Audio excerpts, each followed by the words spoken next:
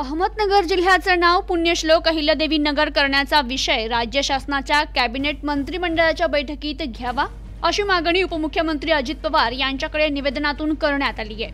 अहमदनगर जिल्ह्याचं नाव पुण्यश्लोक अहिल्यादेवी नगर असं करण्याची मागणी जिल्ह्यातील अनेक मान्यवरांच्या वतीने तसेच सर्व धनगर समाज बांधव आणि सर्व संघटनांनी वेळोवेळी माझ्याकडे लोकप्रतिनिधी म्हणून केली आहे। तरी उद्या होणाऱ्या राज्य शासनाच्या कॅबिनेट मंत्रिमंडळाच्या बैठकीत हा नामकरणाचा विषय घेऊन मंजूर करण्याची मागणी उपमुख्यमंत्री अजित पवार यांच्याकडे धनगर समाजाचे नेते आमदार दत्ता भरणे यांनी निवेदनातून केली आहे। यावेळी आमदार संग्राम जगताप, आमदार नितीन पवार, सुरेश बनसोडे आदी उपस्थित होते।